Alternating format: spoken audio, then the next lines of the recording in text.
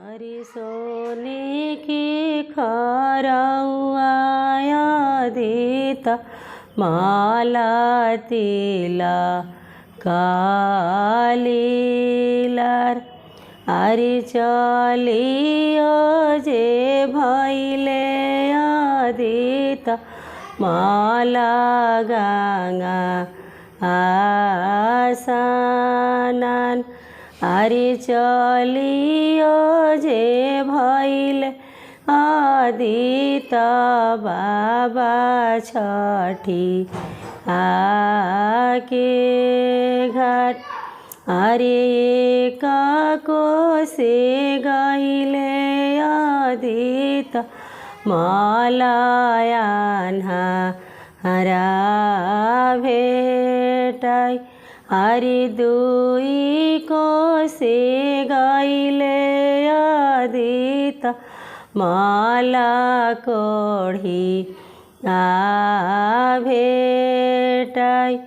अरे तीनी को से गईले आदिता माला नीरा धाना भेटाई। अरे चौथा को सवे आदिता माला बाझनिया रहली ठाड़।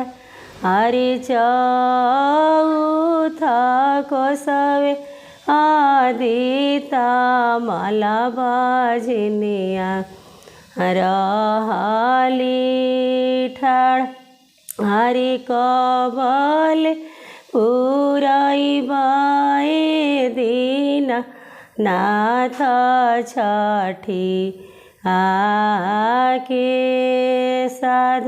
हरि कबले पुरैबा ए दीना नाथ माना वाके आस।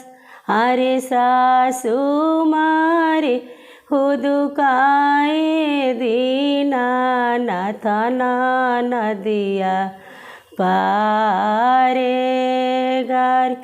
अरे संगे लागल से हो रे सामी सुरु के तारुआर। हरि संगे लागल से हो रे सामी सुरु के तारुआर। अरे चुप हो खाबाजे तेरे आवा पोछलोर। अरे चुप हो खाबाजिनी तेरी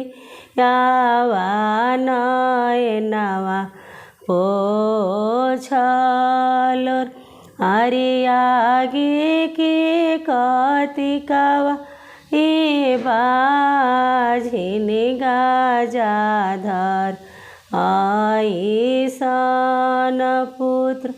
अरे आगे के कतिकावा ए बाझो गाजाधर आईसन पुत्र।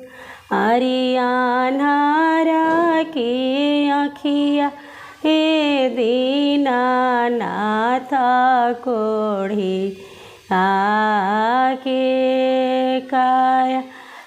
अरे निराधन के धनवा हे दीना नाथ बझनिया गोदिया पुत्र।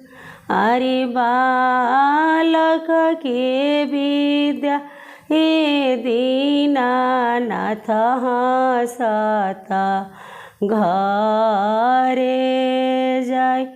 अरे बालक के विद्या हे दीना नाथ हंसता घरे